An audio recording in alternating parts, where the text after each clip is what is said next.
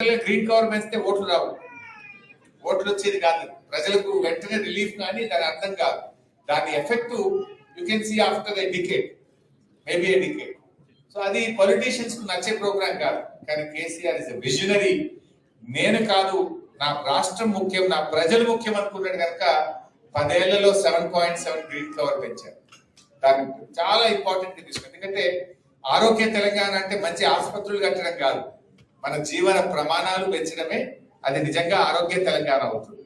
So నీ quality of air, quality of water, నీ road network, all these things are very important. అట్లా మన రాష్ట్రాన్ని అద్భుతంగా అభివృద్ధి చేసుకొని పోయినాం. సో అందుకే తెలంగాణ ఈ దేశంలోనే ఒక నంబర్ 1 రాష్ట్రంగా అభివృద్ధి జరిగింది. సరే, అన్ఫార్చునేట్లీ వాళ్ళకు అర్రాస్ పాటలాగా పాడింది. కేసీఆర్ 10,000 రైతు బంధు ఇచ్చింది కదా, నేను 15,000 ఇస్తాను.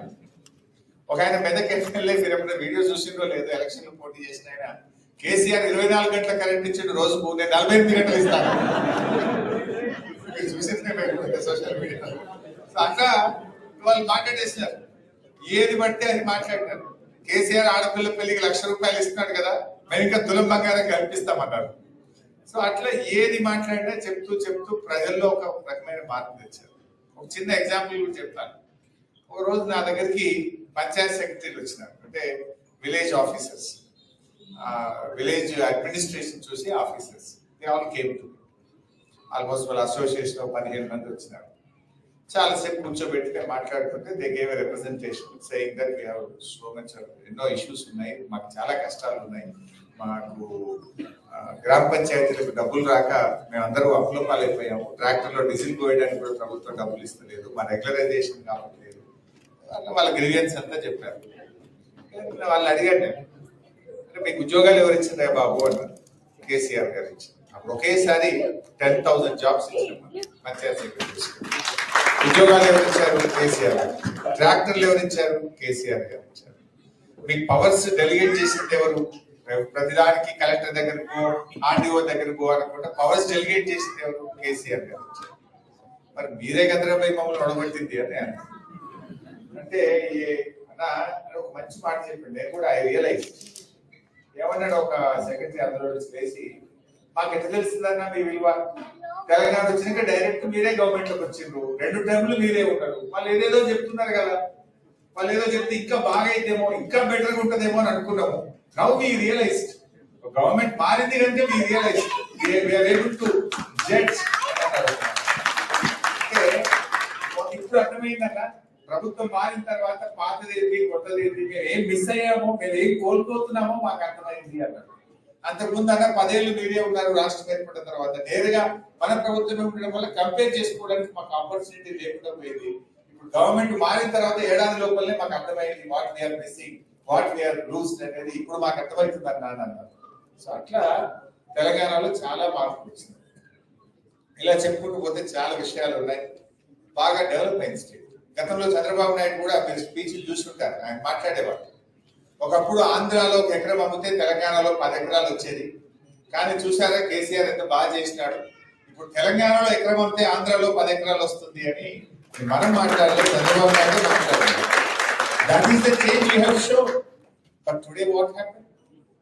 బ్యాక్ ఎండ్ ఒకసారి మీ అమ్మకో నాన్నకో ఫోన్ చేయండి, లేదా మీ రిలేటివ్స్ కి ఫోన్ చేయండి, మీ డిస్ట్రిక్ట్ లో, మీ విలేజ్ లో, మీ తాలూకాలో ఫోన్ చేయండి. ఈ రోజు ఎవరైనా భూమి అమ్ముతా అంటే కొనేవాడు లేడు. కేసీఆర్ ఉన్నప్పుడు 50 లక్షలకి ఎకరం పోయిన భూమి ఇప్పుడు ఎవరైనా ఆడపిల్ల పెళ్లి ఉందో, పిల్లల్ని యూకేలో చదివించాలంటే 30 లక్షలకు అమ్ముతారు. 20 తక్కువ అంటే కూడా కొంటూ లేకుంటాయి. మరి ఎందుకంటే మారింది? కేసీఆర్ పెంచింది ఎట్లా, ఇప్పుడు దిగింది ఎట్లా, ఎక్కడ లోపం ఉంది, ఎక్కడ అడ్మినిస్ట్రేషన్ లో లోపం ఉంది, ఇవాళ ఆలోచించాల్సిన అవసరం. ఒక పాజిటివ్ యాటిట్యూడ్. అంటే మన కేసీఆర్ గారు ఎంతసేపు ఆయన ఆల్వేస్ స్పీక్స్ పాజిటివ్. నాది ధనిక రాష్ట్రము, నా రాష్ట్రం అద్భుతంగా అభివృద్ధి జరుగుతుంది అని ఒక పాజిటివ్ ఎన్విరాన్మెంట్ ను స్టేట్ లో క్రియేట్ చేసినారు. మనీ రోల్ అయ్యేది కేసీఆర్ గారు ఉన్నప్పుడు, కానీ ఈ రోజు ఆ పరిస్థితి లేదు తెలంగాణ. ఎవరిని మాట్లాడించినా చాలా ఇబ్బందులు వచ్చినాయి. People are also realized. ఏమైంది, రైతు బంధు 2 పంటలకు రానే లేదు. చాలా చెప్పిన విషయాలు కొత్త దేవుడు ఉన్నాయి కూడా ఒకటొకటి బంద్ అవుతాయి.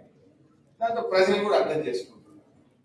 సో అట్లా ఇవాళ తెలంగాణలో కూడా మళ్ళీ ఎప్పుడు ఎన్నికలు వచ్చినా ప్రజలు కేసీఆర్ ను బీఆర్ఎస్ ను గెలిపించడానికి ఇవ్వాలి సిద్ధంగా ఉంటారు. సో పీపుల్ కూడా అర్థమైంది. సో కొన్ని సందర్భాల్లో మనం కూడా కొన్ని చిన్న చిన్న తప్పులు జరగవచ్చు. సో వాటిని మనం కూడా సరి చేసుకుంటాం. మనం కూడా దాన్ని వాటి అన్నింటినీ కూడా రెక్టిఫై చేసుకొని మనము కూడా ముందుకు వెళ్తున్నాం యాజ్ బీఆర్ఎస్ పార్టీ. ఎందుకంటే మీరందరూ కూడా ఇవాళ ఎంతో గర్వపడే విధంగా కేసీఆర్ గారు తన పాలన అందించారు. సపోజ్ ఇక్కడ మీకు అన్ని రాష్ట్రాల వాళ్ళు ఉంటారు ఇండియా నుంచి, పీపుల్ ఫ్రమ్ తమిళనాడు, కేరళ, కర్ణాటక, లేదా సౌత్ ఇండియానే కాదు నార్త్ ఇండియా నుంచి కూడా ఉంటారు. కంపారిజన్ లో మీరు ఎంత ప్రౌడ్ గా చెప్పగలుగుతారు? మా స్టేట్ లో 24/7 agriculture free power in our state అంటే నో అదర్ స్టేట్ ఇండియా. ఇప్పటికీ ఉత్తరప్రదేశ్ లో పోతే ఏదైతే UP considered to be the largest state and highest population, ఈ రోజు కూడా యూపీలో డీజిల్ పంపులు ఉంటాయి. ఇంకా ఎలక్ట్రిసిటీ 100% లేదు. ఆ ఉన్న చోట కూడా రైతులకు they give only 6 to 8 hours ఇస్తారు. 6 to 8 hours. ఇంకా కొన్ని చోట్ల డీజిల్ పంప్స్ ఉంటాయి. మన దగ్గర అసలు 24/7 ఫ్రీ పవర్ ఇవ్వగలుగుతాం. సో అట్లా వీరందరూ గర్వపడే విధంగా తెలంగాణ రాష్ట్రాన్ని మనం మొదలు తీసుకుపోయింది. Maybe youngest state but best state గా మనం దాన్ని టర్న్ చేయగలిగాం. ఐటీలో, ఇండస్ట్రీలో కేటీఆర్ గారు ఎంత అద్భుతంగా పనిచేసిందో మీకు తెలియదు కాదు. ఈవెన్ బెంగళూరులో కూడా గ్రోత్ రేట్ లో మనం బెంగళూరు కూడా బీట్ చేసినాం. ఐటీ ఎక్స్పోర్ట్స్ గ్రోత్ లో కానీ, ఐటీ జాబ్ క్రియేషన్ లో మనము బెంగళూరు కూడా ఓవర్టేక్ చేసినాం. సో అట్లా అనేక సెక్టర్స్, ఈ సెక్టర్ ఆ సెక్టర్ కాదు, ఈవెన్ హెల్త్ సెక్టర్ లో కూడా mother mortality rate, child mortality rate తగ్గిస్తూ ఇండియాలో 3rd ప్లేస్ కి వచ్చాం. ఒకప్పుడు తెలంగాణ రాకముందు మనం ఎప్పుడో 12th 13th ప్లేస్ లో ఉండేవాళ్ళం. దాన్ని తగ్గించి మనం 3rd ప్లేస్ కి వచ్చినాం. మనకంటే ముందు తమిళనాడు, మహారాష్ట్ర ఉండే. బీఆర్ఎస్ ఉంటే ఈ పార్టీకి నెంబర్ 1 అయి ఉండేవాళ్ళు. సో అట్లా మేము స్లోగా పనిచేస్తూ నెంబర్ 3 కి తెచ్చాం హెల్త్ సెక్టర్ లో. ఎవ్రీ సెక్టర్ అట్లా పనిచేస్తూ అద్భుతంగా ముందుకు పోయాం. బట్ ఈ రోజు ఏం జరుగుతుందో మీకు తెలుసు. ఎంతసేపు కొత్త ప్రభుత్వం వచ్చిన తర్వాత పర్ఫార్మెన్స్ లో కాకుండా వాళ్ళు ఏదో ఒక గోబల్స్ ప్రచారం, మనం ఇది ఈ కమిషన్ వేసినాము, ఆ ఎంక్వైరీ చేసినాము, దీంతో కాలం గడిపే ప్రయత్నం చేస్తున్నాం. అంటే నెగటివ్ యాటిట్యూడ్. ప్రజలకు కావాల్సింది పర్ఫార్మెన్స్ కావాలి, రిలీఫ్ కావాలి, బెటర్ పర్ఫార్మెన్స్, బెటర్ డెలివరీ కావాలి. బట్ వీళ్ళకి ఆ ఆలోచన లేదు. ఇవాళ అవినీతి విపరీతంగా పెరిగిపోయింది రాష్ట్రం. మీరు ఎవరిని అడిగినా చెప్తారు. ఏ గవర్నమెంట్ ఆఫీస్ పోయినా, మున్సిపల్ అడ్మినిస్ట్రేషన్ డిపార్ట్మెంట్ పోయినా, రిజిస్ట్రేషన్ డిపార్ట్మెంట్ పోయినా, రెవెన్యూ డిపార్ట్మెంట్ పోయినా చాలా ఇబ్బందిగా ఉంది ప్రజలకు. అది నేను చెప్పాల్సిన అవసరం లేదు, మీకే ఫీడ్బ్యాక్. సరే, కాళేశ్వరం గురించి మిత్రులు మాట్లాడమన్నారు. అది మాట్లాడితే ఒక గంట సబ్జెక్టు, నేను అంతసేపు చెప్పలేదు. 5-10 minutes చెప్పేస్తే మీ అండర్స్టాండ్. చిన్న పిల్లలు వచ్చారు, పాపం ఇంతమంది మా సోదరి మనులు వచ్చారు. I can't test your patience, so I'll finish in 10 minutes. So Kaleshwaram విషయానికి వచ్చారు. కాళేశ్వరం పదే వింటారు. కాళేశ్వరం అంటే 1,00,000 కోట్ల రూపాయలు పోయినాయని, లేదా కాళేశ్వరం కులేశ్వరం అయిందని, ఇలాంటి గోబల్స్ విస్పర్ క్యాంపెయిన్ ఒకటి చేస్తాం.